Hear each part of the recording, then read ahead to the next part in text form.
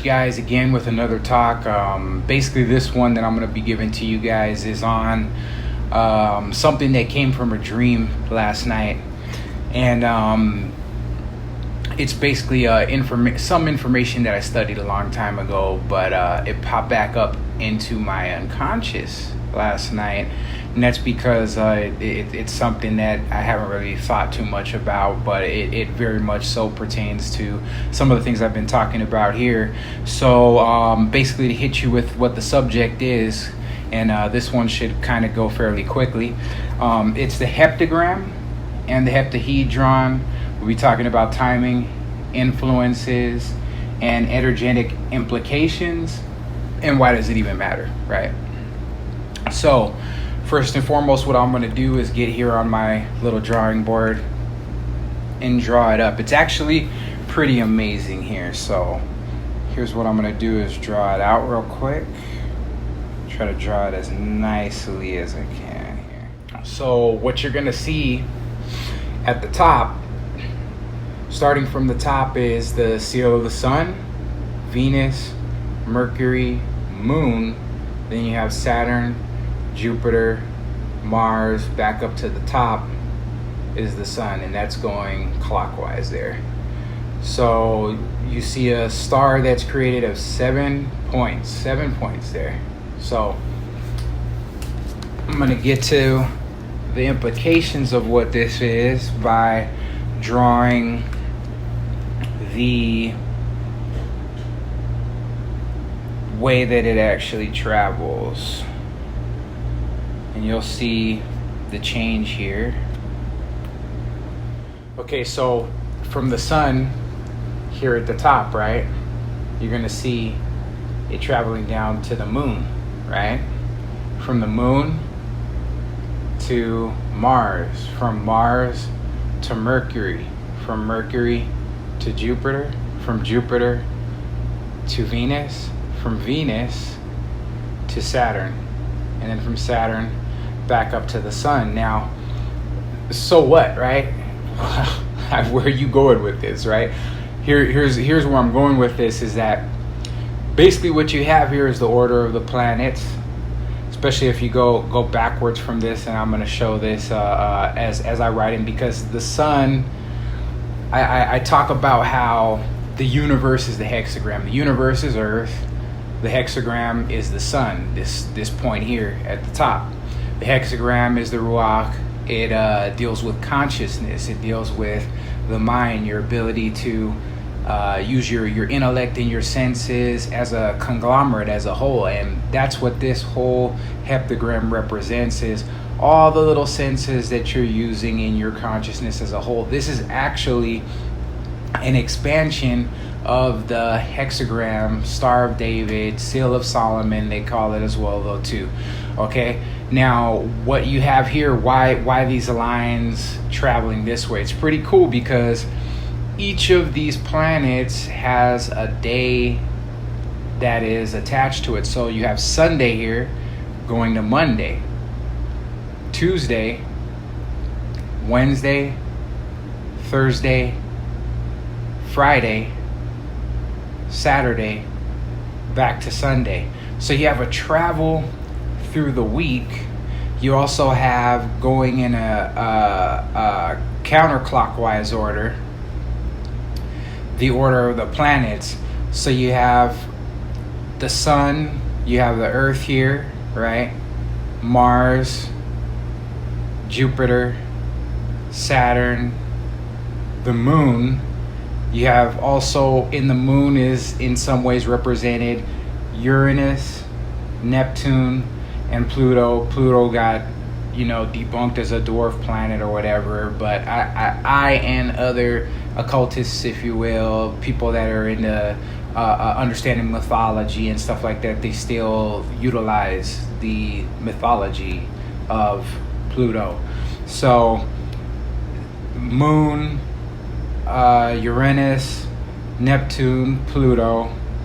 Now Mercury, Venus, Earth, and the sun. Okay, so you have a relativity going on here. You have the circles and the cycles of the orbits of the planet, the days of the week, right?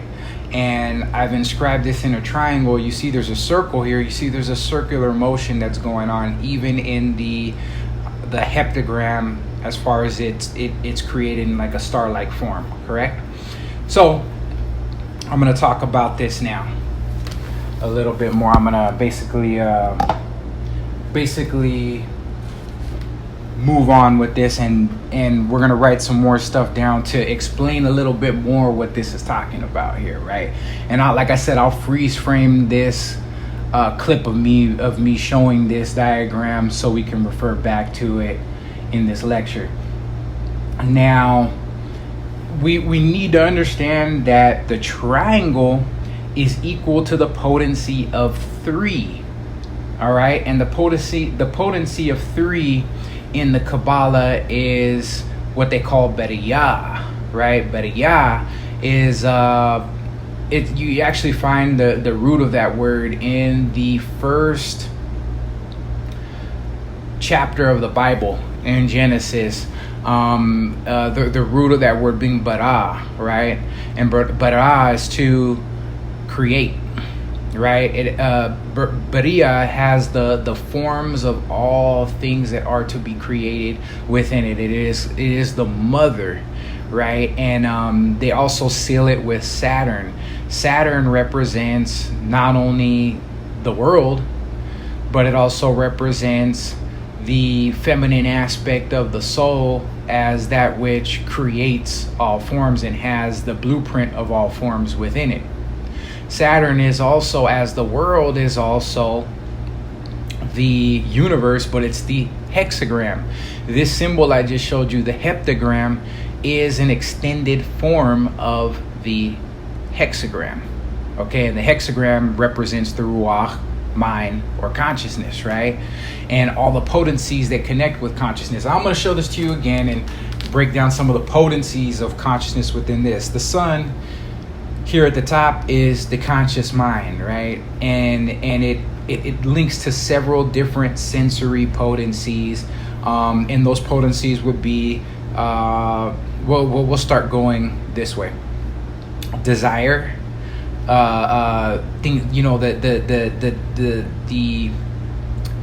the faculty of desire, of sensual lust, if you will, or attachment, that part inside of you that wakens that up, you know what I mean? Also, the recognition of beauty, of symmetry, has to deal with this.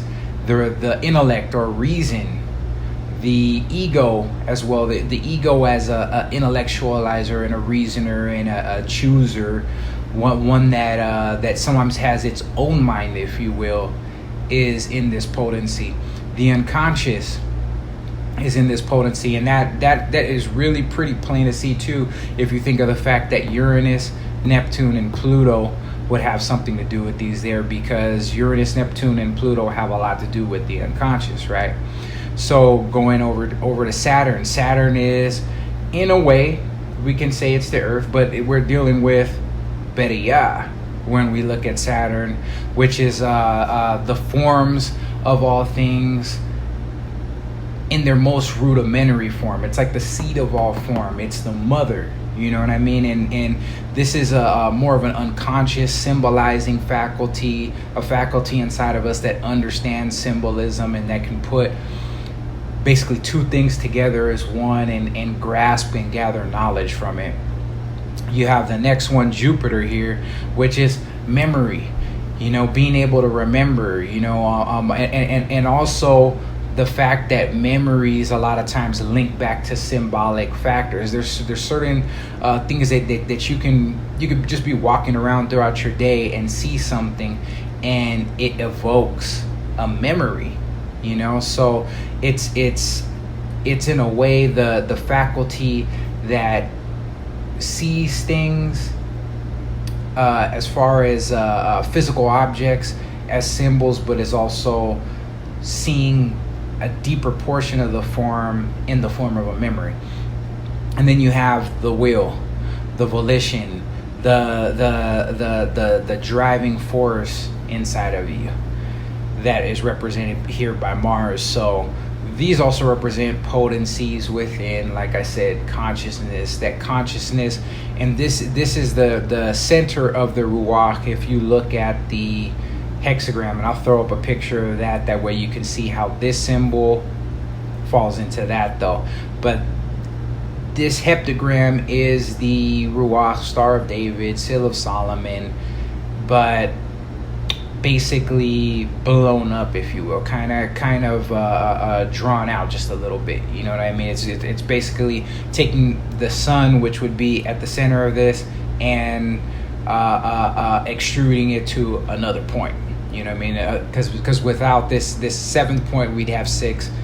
It's really just the 6. It's really just the Ruach, but it's showing the dynamic aspect in how it's moving, how it's breathing, how it's living. This is the number 7 is also relative to Venus, which is another thing to think about. Venus being desire, Venus being lust, Venus being the attracting function that brings things together in life as well, though, too. You know what I mean? Also symmetry, the beauty of symmetry. You know what I mean? And it's amazing how it's right next to something that it will conjoin with in a way that understanding it will kind of elucidate the understanding, because Mercury deals with also rational sciences as well, though, too. You know what I mean? There's rational science and ways to get amazed in rational science by the ways that certain things link together, that certain disciplines in science as well, too, link together. But also, too, what we're dealing with here, this is science and the beauty and symmetry. The beauty and symmetry is what makes science just so amazing, right? You know, what makes beauty and symmetry so amazing is the faculty of the mind. We can continue to go back and see how all these things, all these potencies will play upon each other, though, but we'll do that also in another video. But anyways, continuing here, right? So basically what I'm talking about here is that, okay, the triangle is equal to the potency of 3, okay? And that idea of the triangle is what they call the Elohim. All those symbols of planets, right, are the Elohim. And in the Bible, like I was talking about earlier, they use the word bara, which is the root of beria, which is creation, right? Let us make man in our own image, after our own likeness. In the beginning, God created. The word created is bara. Barashit, bara, which is created. In the beginning, barashit, bara, created, Elohim, right? Now, Elohim are the 7 planets. So they are extensions, you could say, of the one God, the one deity, the self, in us as well, though, too. But we were created after their image, is what even the Bible is saying, is that man was created in God's image, right? But before man was created, just in simple terms, in God's image, the Elohim, which is the word that is translated in the Bible, us, let us make man in our own image, after our own likeness, is the word Elohim. Now, Elohim is very interesting, and what I'm going to do here now is erase this. If I have to go back to this idea, actually, you know what, I might be able to do it alongside, because it would be much more interesting to do so. So I'm going to use a numerical scale that is a Chaldean numerical scale, and it juxtaposes perfectly with the Hebrew numeric scale for all the Hebrew letters. So just so you know, we're still using Hebrew here, but we're using a Chaldean numerical scale so that we can bring out a number that's going to be very astounding to this whole situation. Because what's going to tie into this is the fact that the triangle is also the circle. The Elohim is the circle. And what does a circle represent? Analytic psychology will tell you, and Carl Gustav Jung was one that spoke a lot about this, is that mandalas are images of the self. Anytime you have a circle, that has symmetry and different things in it or whatever, it can be said to be representing aspects of the self. And in a way, this diagram that I showed here today is a mandala. It's a mandala of consciousness, right? And it represents the self on a scale in which you can understand it. And why? How is it that you can understand it? If I just drew a circle and it had nothing on there, oh yeah, okay, it's a circle. But we're breaking it up into parts. When you break things up into parts, which is what the left brain does, you can come to a rational understanding of it. Okay, so we're breaking the circle up into 7 portions, or if we look at it as the Star of David, as I said, it's 6 portions, and I'll show that here as well too. But anyways, Elohim, right? So we have A-L-H-I-M, and I'm gonna write it in Hebrew. Okay, so this is what we have right here. Okay, Elohim. Okay, and this is 40, 50, 55, 86 would be in Hebrew. This would be 86, but Elohim in the Chaldean numerical scale, we have 1, 3, 5, 1, 4. You can basically just see it's just they knock the zeros off of these in that scale, and I can actually write the whole scale out, and you can see that it would represent Elohim. Okay, now Elohim 1, 3, 5, 1, 4. We get this. Here's the kicker. All right, we get pi, which is 3.1415. So out of this, we get 3.1415, obviously dealing with the circle, but also the triangle. The triangle and the circle are equal, all right? So this is what we're getting to right here, is the fact that we're dealing with something circular when they speak about the Elohim, the us. Let us make man in our own image, after our own likeness, right?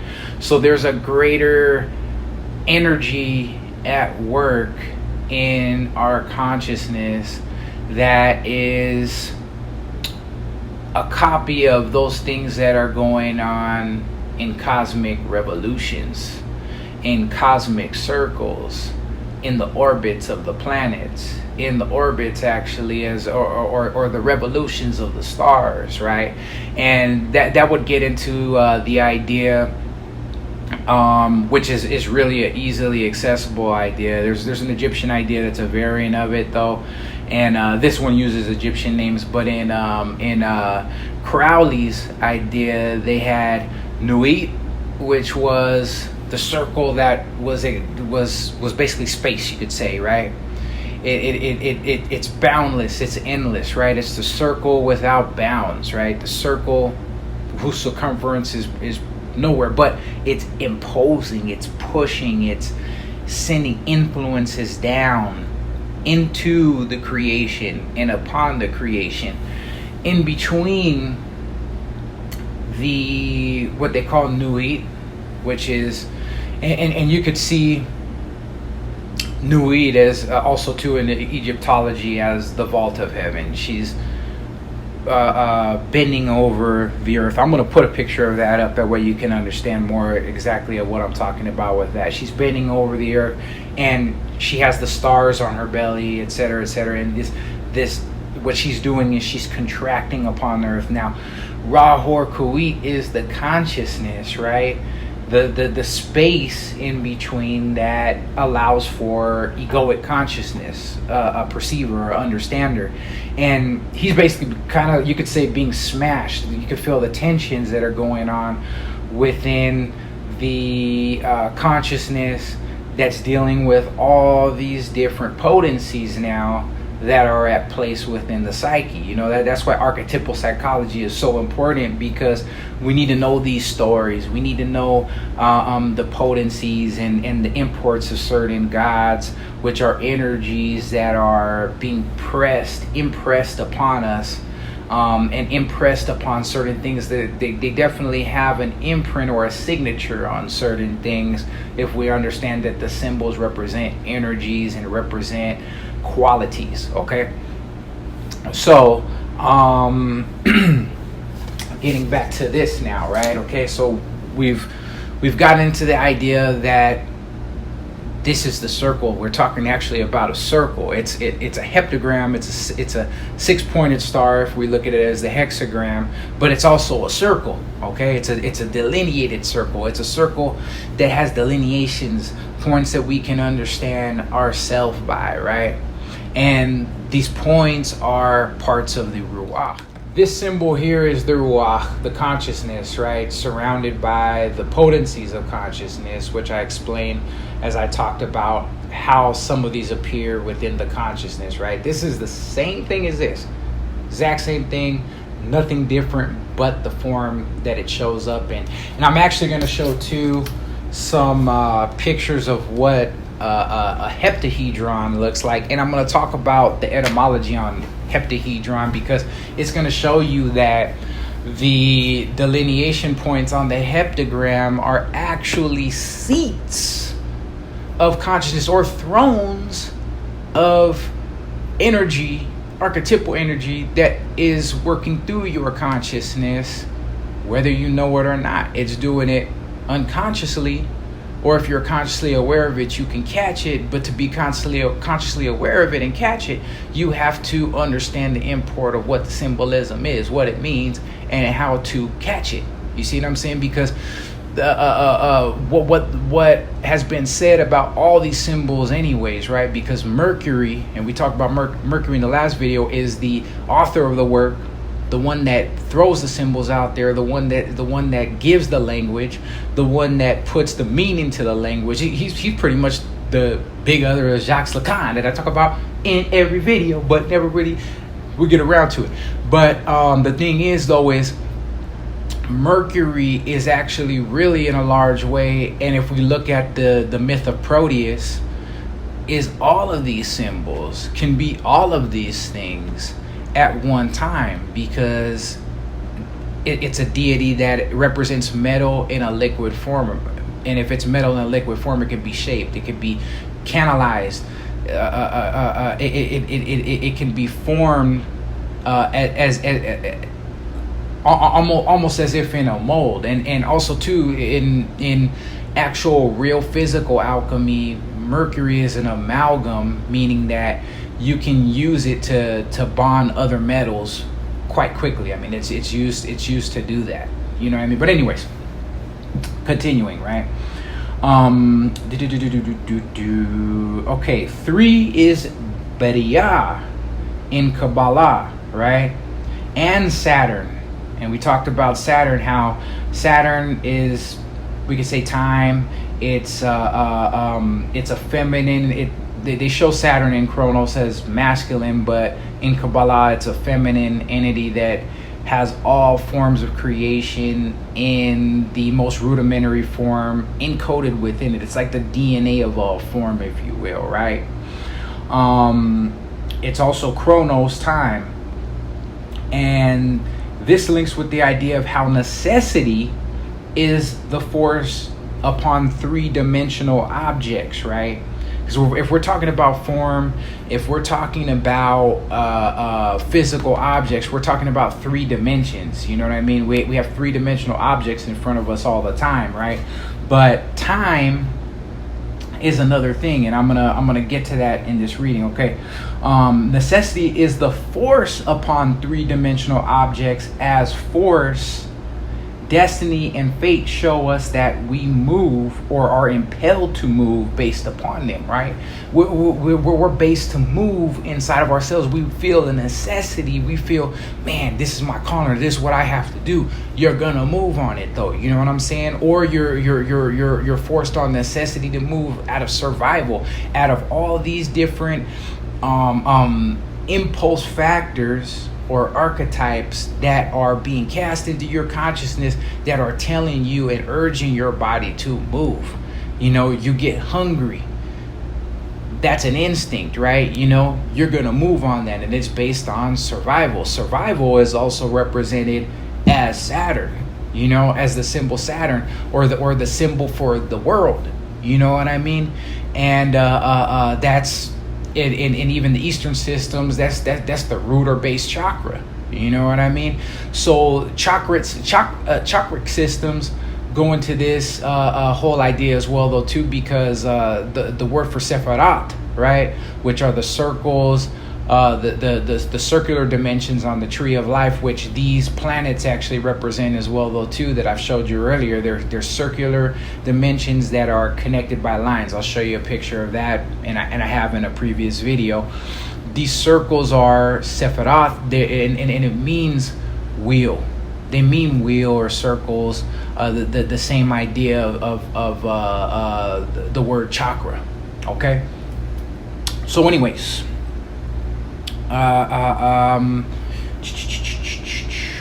and it's of actually great import to recognize, since I was talking about Elohim. The Elohim are the watchers, the angels that are angelic essences. Really, we should look at them as creative, archetypal entities, 7 in all, that rule astrological symbols, or give the power, you could say, an extension to astrological symbols. And they are energies of impulse and influence. And where we're saying impulse and when we're saying influence, we're talking about libido. We're talking about desire. You know, the whole of life, really, the basis of it is desire. Do you have it or do you not? How much of it do you have? How much of it can you attach and link to something to get something done comprehensively and to a desired end and purpose that is worthwhile? You know, that's the import of libido. If you look at like young children, even young teenage kids, actually, too, they have a lot of libido. They have a lot of energy, and their attention is all over the place. Their compulsion, their enthusiasm is up there, but it's not channeled to a lot of times it's not channeled to something of import. It's all play and it's no work. Nothing really gets done by use of those. And the thing is because a lot of them don't know what that energy is. They don't have a framework for understanding the feelings, the desires that are coming into them, why they want to do certain things. Only things that most of them know. And I could speak because I lived a crazy life. I know what it is. You know, when I think about youngsters in urban neighborhoods, you know, that I've lived in, you know what I mean, in bad neighborhoods that I've lived in, and even looking at myself as a youth back in the days, it's like it's fight or flight. You know what I'm saying? It's fight or unite in love. And I'm using it a nice term. I'm not using I can say fight or F you, you know what, I'm not gonna go there, but that's what it is. That's what it is. They're acting on base animal instinct. And the thing is we need to learn to refine our instincts, to understand our instincts, so that we can better channel them into things that can be better for ourselves and also better for others as a whole. And there's a lot of individuals that are doing so by having found advocations. And when you channel these things, these libidos, these desires, this libido rather, or desire back to something that is purposeful, you're actually it's actually like a child going back to the mother in a way. You know what I mean? In a way it's a positive regression. I mean, without being able to channel libido in an appropriate way, what ends up happening is all that's really left without anything positive or anything great to do with it is death, you know. And then that gets into the idea of the death drive or the death instinct of Freud, you know, when the id is just going, consuming, and the id deals with libido. It's going, consuming, doing this, do that, go for this, go for that, beat this up, kill this, do this, choke this person out, make 10 babies over here or whatever, do this. Eventually what happens is you could get consumed. Death. Death becomes imminent. The idea that all that's left to do is die becomes imminent when that energy is not put towards a purpose that is existential. So, continuing forward, right? We were talking about how 3 relates to Beriah, which is creation, the word bara, which means to create, and the Elohim, who are the us, and let us create man in our own image after our own likeness. So the 7 potencies that God used, and if God, the self, you could say, if the self used, if we could believe that, even figuratively, if the self used those potencies to create the universe, right, we have a way that we can use that same type of power to create things after our own image and likeness, and even after the image and likeness of the self, you know what I mean? Especially if we're getting an influence from the self that's pushing us to do something bigger with that power, right? So now we talked about 3 dimensions, right? And how necessity is the force upon 3-dimensional objects, as force, destiny, and fate shows us that we move or are impelled to move based upon the same, right? That impulse to do something. Okay, now time per Albert Einstein, is the 4th dimension, meaning matter, 3 dimensions, right? Length, width, and height are implied with time. You cannot postulate 4, which is 4th dimension time, without 3. All right, time and dimension imply movement, because if you think about, okay, you have time, dimension, length, width, and breadth. A consciousness is looking at all that length, width, and breadth and saying, man, what can I do with this? How can I traverse this? How can I get from here to there? Because nature abhors a vacuum, and you have nature. Nature is the idea of Venus, the number 7 again, right? You know what I mean? You have these potencies within you that want to go out and explore all types of things and see what something is, see what you could make something to be.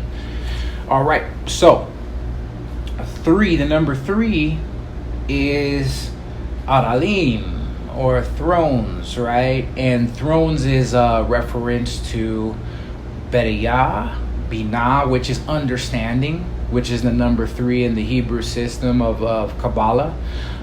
So this is, once again, like if you want to go out and you want to feel empty recesses of space, right, and time, you're gonna have to do it with motion. You're gonna have to have the desire to take motion upon yourself and to go and to do, you know what I'm saying? So the thing is 3 also as the mother. If you look at the anima, it compels you via fate, via destiny, and says, hey, well, out there is the unconscious. The unconscious is inside, but it's also outside. So you could get past this fence line that you're seeing over there, and there could be a lion out there waiting to devour you. You still want to go, So you have to step into the unconscious and consciously use all of these faculties to divide and to figure out what you're going to do and how you're going to do it. And as you divide, what's ended up happening is you're conquering the unconscious aspects of those things. So you're stepping into chaos and ordering it. And we've talked about that, I think, in the first video that I put out on this channel. Now we're going to get into the etymology of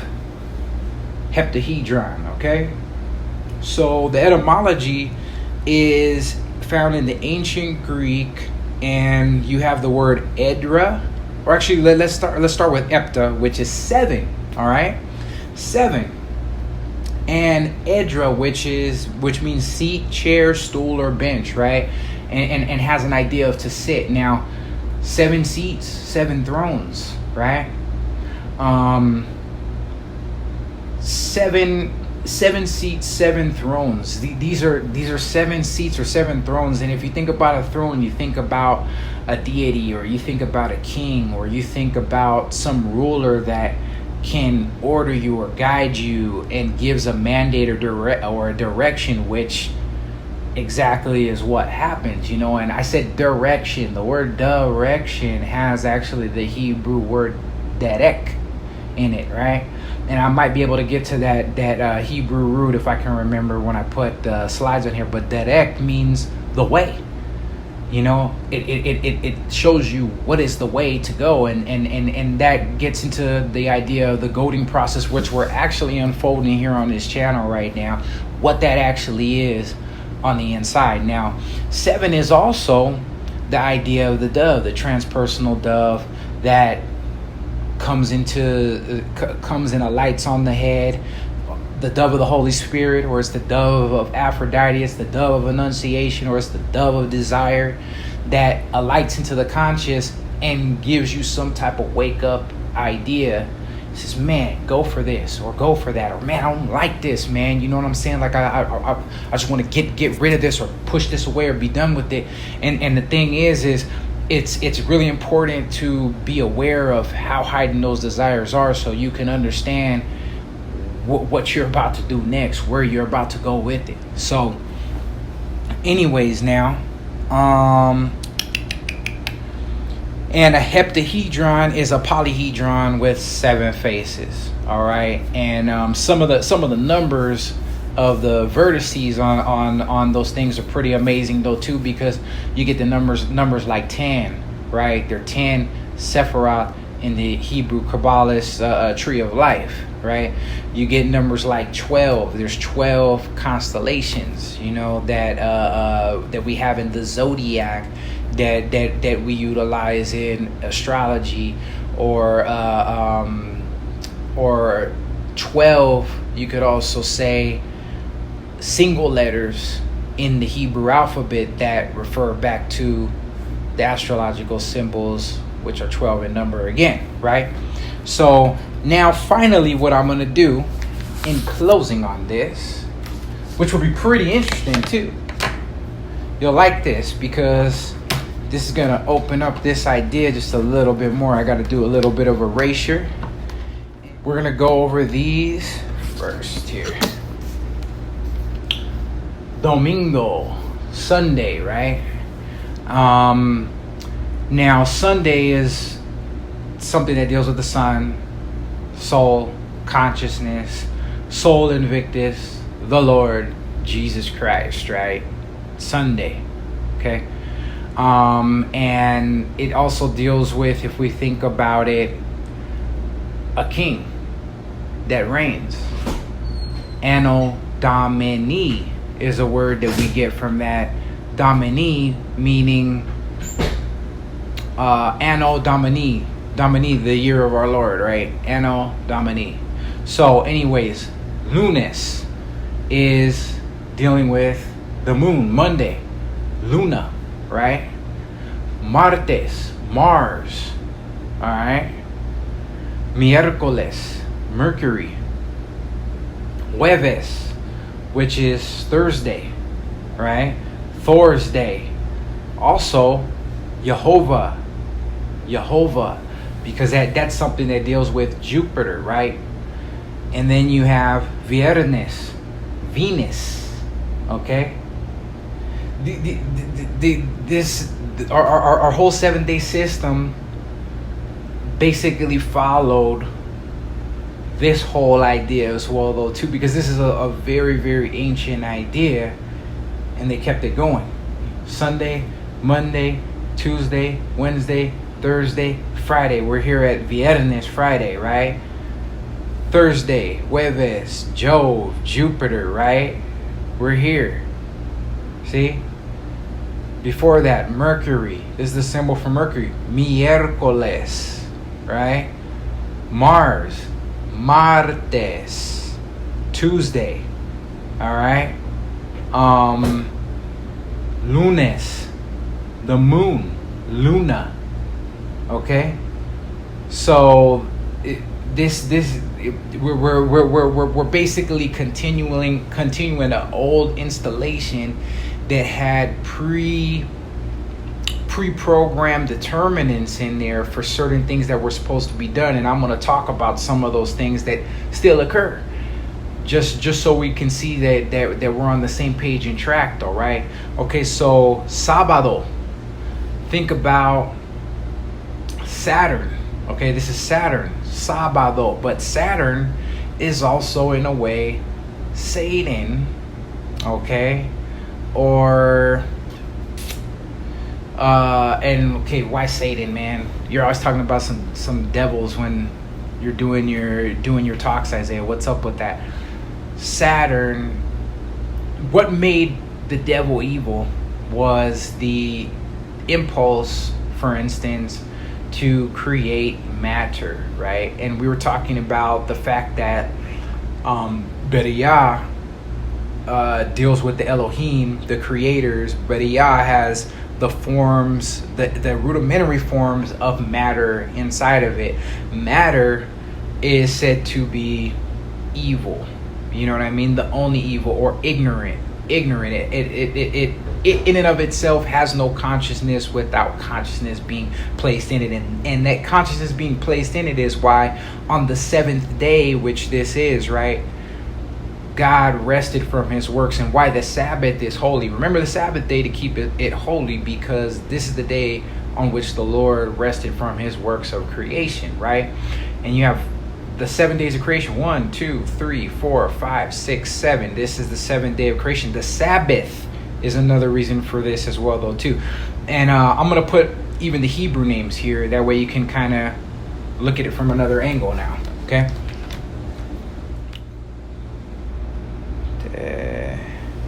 All right, okay. So now we got the Hebrew equivalents here. Shamash is the sun. And what we have in Shamash is something to think about, right? Is Samson, the name Samson, right? The lion, right? The lion is a solar attribute, and it was attributed to Samson, the Hebrew soldier of much strength who killed a gang of Philistines and was a hero, basically, but whose weakness was a woman. Delilah was her name. Now that also shows that consciousness is weak without a good relationship to the unconscious, and we're talking about this whole thing here, the moon and the sun. Consciousness is weak without a good relationship to the unconscious, okay? So the moon is Lebanah, right? Leban means white, okay? Lebanah means whiteness, okay? And we see that in the moon just as it is already, right? But also too, I see the word Banah in there as well, though, too. So the number 3 kind of is kind of thrown on the moon as a lunar feminine aspect that contains all forms of creation, or that which is to be created within it. And then for Martes we have Madim, okay, and that's the name for Mars in the Hebrew, though, and it has that im at the end, and that's a feminine plural, okay. It's a feminine plural, and you'll see that women in Hebrew, when you're saying Mrs. something or another, Mrs. this or that, it's geboret, and that's gebura is a term for Mars. It means strong. So it's kind of amazing how something real rough and strong would be attributed to woman, though, but that's the whole way and train of thought, though, as well, for Carl Gustav Jung's anima, which is the feminine in man, and the animus, which is the masculine in woman. You know, we're seeing a animus aspect being attributed to the woman. Mars, the god of war, being attributed to something that's feminine. And it is on the feminine side of the tree of life, the number 5 in the Hebrew Kabbalah. Okay, so miércoles, kakab, right? Kakab is a name for the sphere of Mercury. Okay, and some of these words that don't, some of them are very obvious on the front of them. Some of them are not. Now, jueves, right, for Jupiter is zadek, which means righteousness, right? And the idea for the fact that it's righteousness because Jupiter represents the law, right? It represents some would say karma, as far as like the actual deed that accrues a response from nature based upon a deed that's done, though. But dharma is also a way to look at it, though, too, which is the actual law and principle that is in nature, though, that creates the impulse, desire to act. You know what I'm saying? Because you got to keep in mind that what they say is the law is love, and that's, you know, Jupiter being the law. 4, right? They say 4 equals 7. 7 is the next one, Venus. All right, and Venus is Naga, which means splendor, means light. You know what I'm saying? It means, and when you see splendor, you see light, you're like, whoa, wow, you know, this is shining. And the thing is Viernes, or Venus, right, or Naga, splendor, right, which is also an attribution to Had, which means glory, and that's a name for Mercury, right? But Venus, Naga, splendor, is the awe, the beauty, the way that you're taken aback by beauty, that causes you to look and say, wow, man, look at that, that is amazing, that's nice, that's beautiful. You know what I mean? So that's the type of splendor that's talking about, though. And then also too, you see Venus has been the term has been used for Venus, and we must understand that she is the morning star, and the morning star is who? Hilal ben Shakar, Lucifer, the son of morning. Okay, and Lucifer represents the light bearer, the one that has the light, the one that shows the light, that splendor. He is supposed to be a beautiful angel, fell from heaven as you know, and this is all mythological content, as a being that ran a choirs in heaven, music. You know, you have symmetry, and music has been psychologically stated to have a link to sexuality with it as well, though, too. So does Venus, you know, as far as the desire principle is concerned. So and that's plain to see. You put on some Keith Sweat and you with the honey, and you know what I'm talking about. But anyways, on to the next one. Sábado, which is Shabbatai, the Sabbath. You even hear the word Sabbath in there. Shabbat, AI, Shabbat. That's the 7th day. That's the day in which God rested. And if you think about God, now everything else up here that is God, right? Resting into Saturn, which is matter, like I said, but it also represents the motive factor, and then also the factor that has all the seeds of form embedded within inside of it. If you think about that, you'll see that God, being all this other material, if you will, or the gods, right, resting in the Sabbath or resting in matter, is what gives it life, is what gives it desire, is what gives it that impulsive desire to act and move towards something. Okay, now I'm going to get into the Germanic imports of this, right? All right, so I forgot the lunar equivalent in the Norse pantheon and the equivalent for Saturday in the Norse pantheon. Please forgive me. So I threw Roman and Greek deities in there. Forgive me. Anyways, but it will suffice for basically what I'm trying to do as far as the explanation here now. If we think about in our society what we do on these days, right? It should make us think. It should really make us think, right?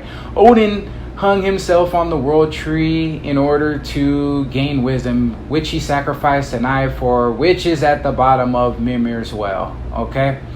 So he hung on a cross, basically, right? That's the same thing Christ did, right? And that is on this line for Sunday. You see people in our society, some of them still go to church on Sunday.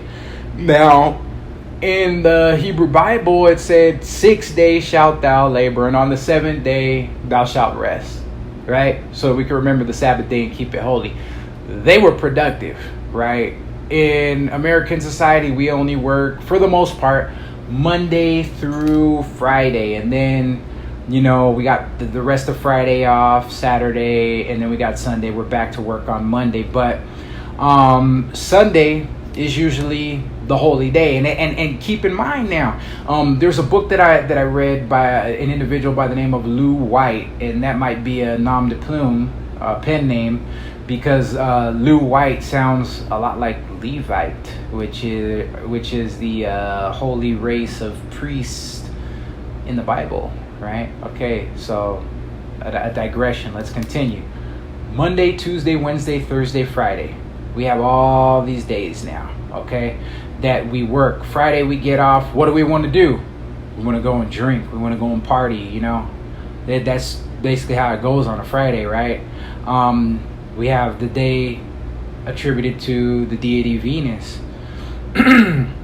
Freya is the goddess rather of the hearth, the home, mothers, the house. So it kind of seems, and I've seen it in relationships sometimes, that Friday is kind of what messes things up. My girl, man, she goes out to the club, man, she doesn't want me there with her, and she's kicking it with her friends, so I go out with mine, and we leave our kid at our grandmother's house. I'm paraphrasing some of the some of the things I've heard for Friday, and they're all at the bar getting drunk, going home with people that maybe they should or shouldn't. Who am I to say what they should or shouldn't do? And then Saturday, it's more of the same. You got partying, you got drinking, and then, with Venus, you have the idea of desire, love, sex, of beauty, of enjoyment, right? So we see that Fridays are those type of days, right? And they're still adhered to in that type of way.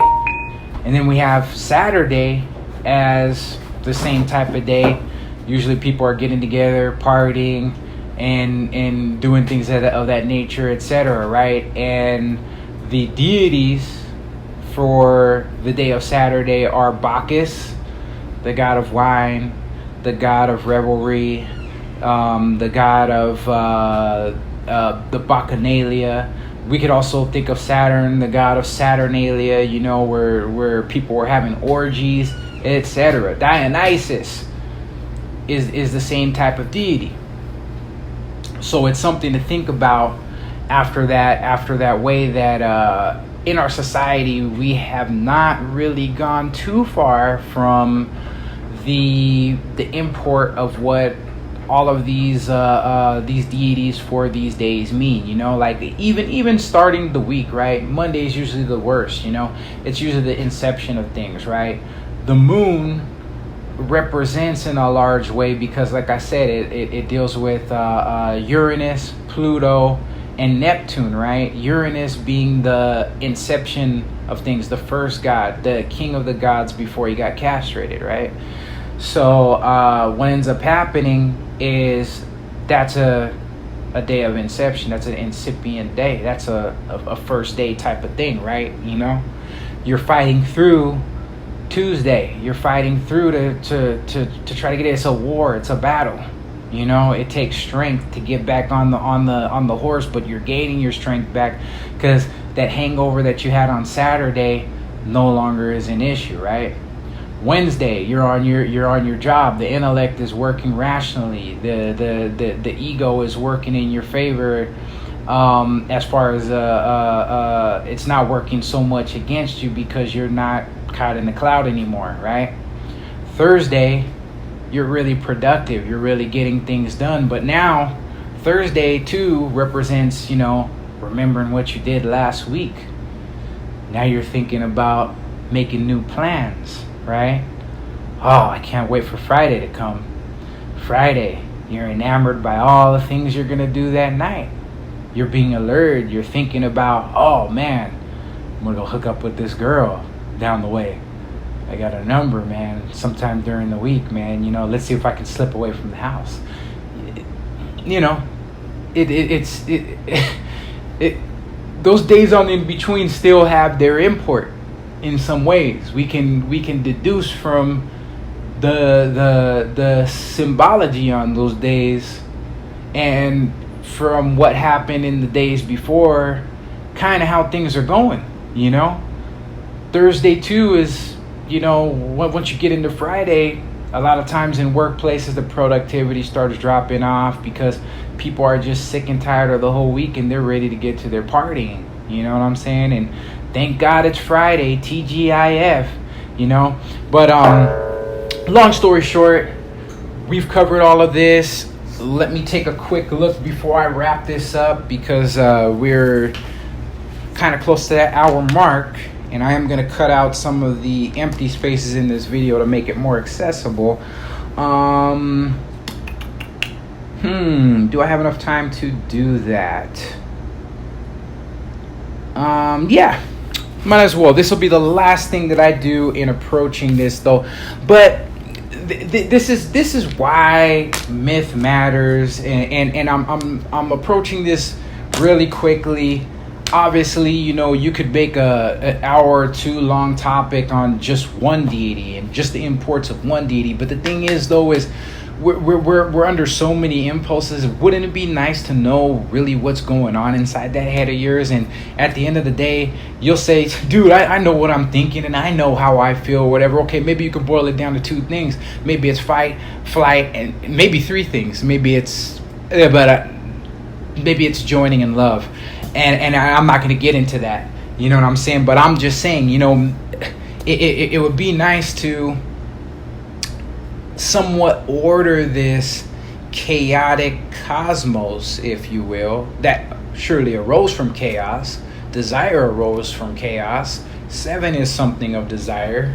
We have these 7 that represent things that are attaching to your mind, desires that are attaching to your mind, potencies that are attaching to your mind. And for most people, it's a blank realm of chaos. They don't understand or know any of what's going on as for the imports of that, what it is, where it's going, until it's gone there and you can't take it back. And after, you know, meeting that girl Friday and you got caught, now you have to explain it to your lady.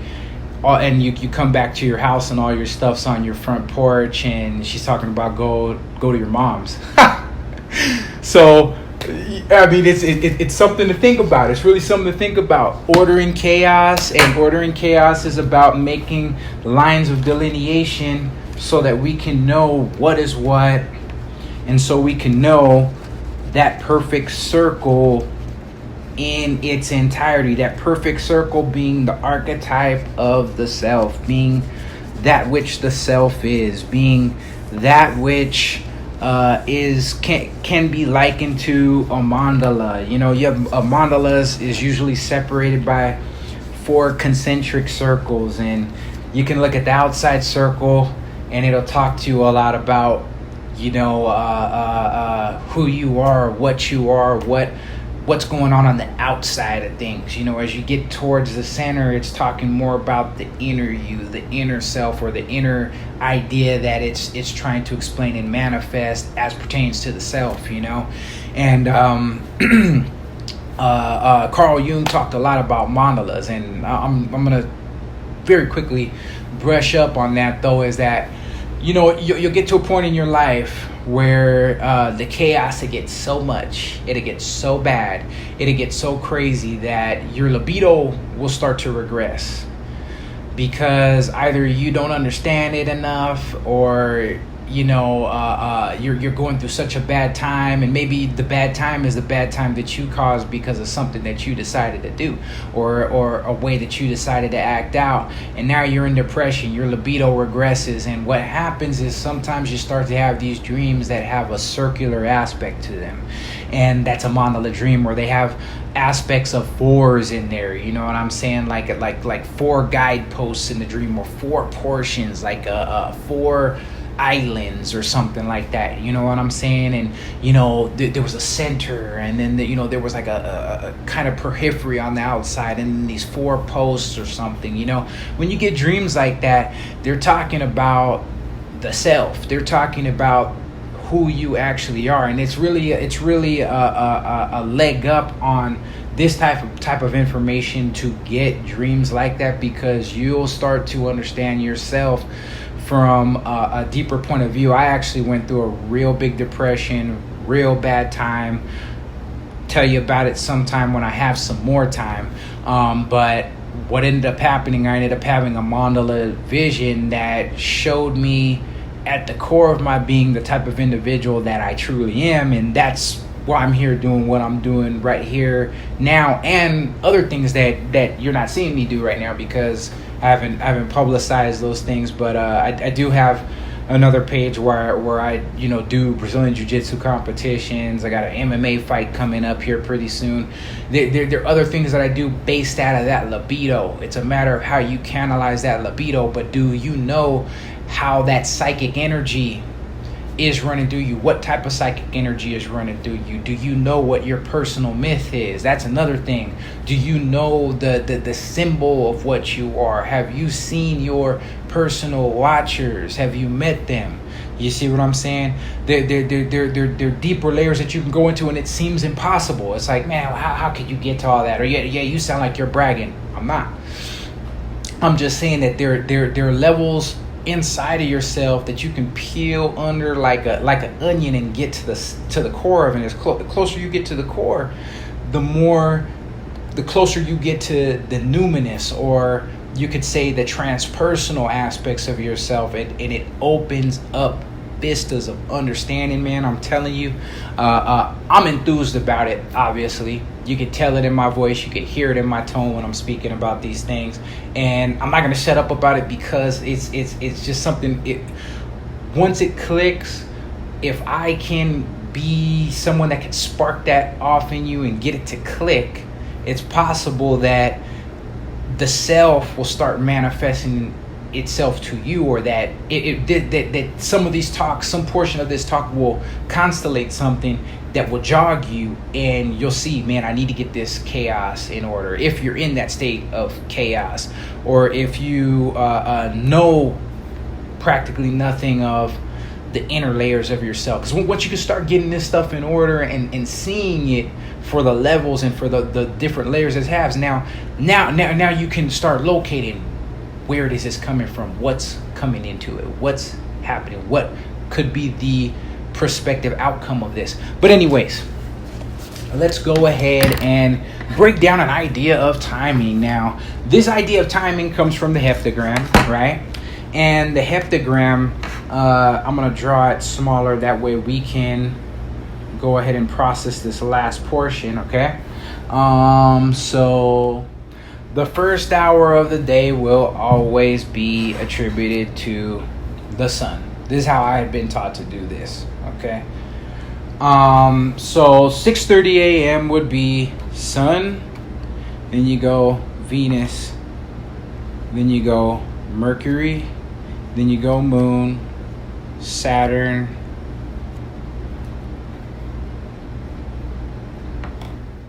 basically what you have, right? Sun, Venus, Mercury, Moon, Saturn, Jupiter, Mars. This is the way that this is going to be going. You're starting off on a Sunday, right? So you have the sun will occupy the first hour, right? Some people do this after this way. If it's Monday, for the first hour they'll put the moon. I've always been told the better thing to do, and it works for me, is to put the sun. This gets into esotericism, but it's pretty cool though to see how this heptagram was used in older times for older imports, and then also as a way for individuals to cultivate some type of link with the transpersonal. Okay, so that's why we're gonna be talking about this for this last portion here, right? The sun would be the first hour, Venus would be the second hour, Mercury would be the third hour of the day, Moon would be the fourth hour of the day, fifth hour of the day would be Saturn, sixth hour of the day would be Jupiter, fifth hour of the day would be Mars, right? And it would just wrap all the way back around again, you know?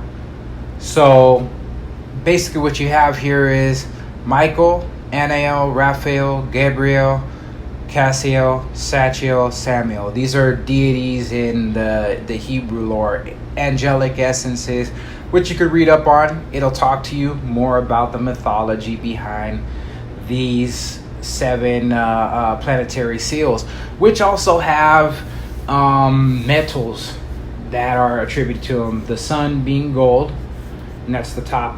Gold, copper for Venus. For Mercury, quicksilver or mercury. For the moon, silver. Saturn would be lead. Jupiter would be tin, okay? And Mars would be iron. And then it wraps right back around in the same ideological order, okay? And it's basically based on this, but also too, keep in mind, and I'm going to close with this, keep in mind that this heptagram is dealing directly with the seats, the 7 seats of power within your consciousness. The way that you desire, the way that you see things, the way that you think about things, okay? It's dealing with that psychological import, because you actually have a certain psychologists that do what they call Parsuvim psychology, which is faces psychology. These different planetary symbols that represent parts of the mind and that represent ways that you're goaded into things, ways that you desire, ways that you see things, different forms of consciousness, right? And for that very reason, I might just throw up the Proto-Indo-European root for the different forms of consciousness, just so you could understand that there are many different ways of thinking. There's many different forms of consciousness that all pertain to the Ruach. But anyways, the heptagram is the hexagram, okay? That's something that I want you to remember, because the thing is the top portion of the hexagram, you're going to see Saturn is there. That is the point that represents knowledge, Deat, okay? Everything comes from that. And what they say is Irat Yehovah Rashut or Rashit Deat, right?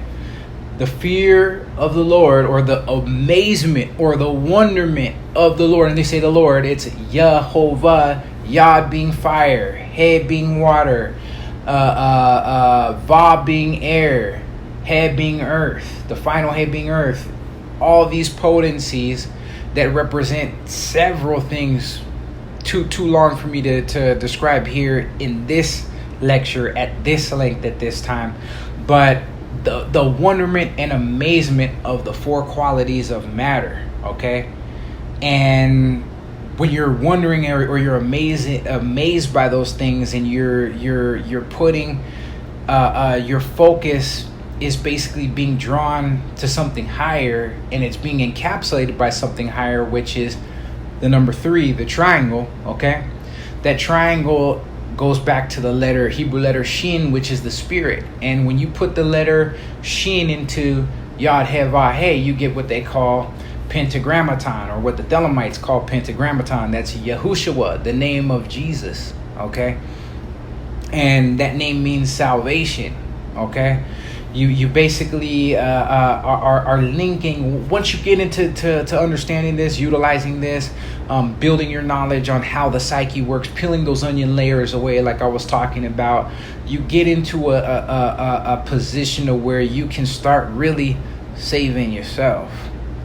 And what do I mean by saving yourself? Saving yourself the trouble of doing something unconsciously, doing something based on some outrageous desire or impulse that you had no business doing, man. You know what I'm saying? You could have really thought about that and said, man, is this the ego acting autonomously, man? Just on some bunk desire, or is this a calling? Is this a goal? Is this destiny? Is this fate? Is this some really from something higher? And I continually say this on these lectures because it's very important. I see a whole lot of wasted time, talent, etc. Anyways, continuing forward, Mercury goes here, and then you have the moon. Okay, the heptagram, once again, is an extended form of the hexagram. The hexagram being the ruach, the air, wind, spirit, or mind. These potencies, I'm talking about these gods, these days that are representative of angels and angelic powers and influences. They're all inside of you. The kingdom of God is within you. Saturn, when we talk about Malkut, in the understanding of Kabbalah, Saturn seals the 10th Sephiroth. The kingdom of God is within you. How does it get there? It's coagulated by the rays of the moon into you. But the thing is, though, is you need to maybe take some stuff out so that some things can be put back in, or put some things in that will help you understand what's actually in there, because it's already there. But the thing is, though, is if you're unconscious of it, what's happening is you're the plaything now. Now you're the plaything of it. And the thing is you a lot of times you'll take this wandering libido, this wandering energy, and you'll link it to groups.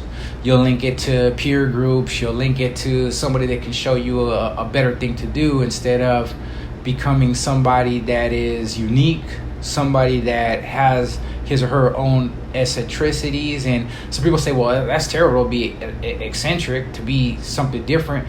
And people would say that because guess what? Everybody nowadays wants the desire of the other. They desire the desire of the other person. And that sounds like a selfless thing. Well, that's how it should be.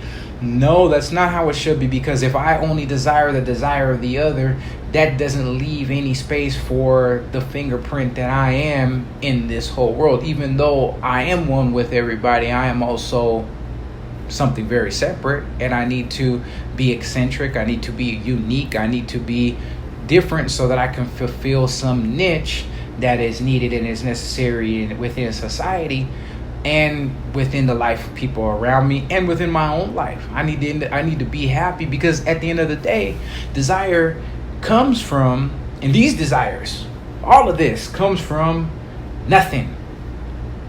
Because in creation, things were formless and void, and darkness was on the face of the deep, and the Spirit of the Lord hovered on the face of the water, said, let there be light. And there was light, and that light is fire, and that fire is desire. And that fire being desire is the number 7, the Elohim, that's inside of you, that's goading you and pulling you towards your destiny, or it's just pulling you towards things that the ego autonomously wants.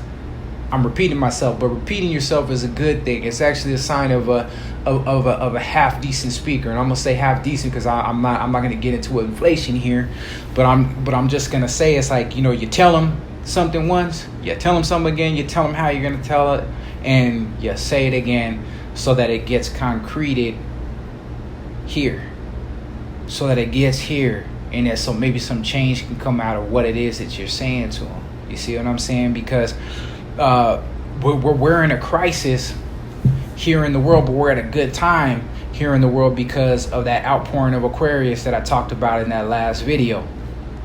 We're in a time where we're being reached with truth.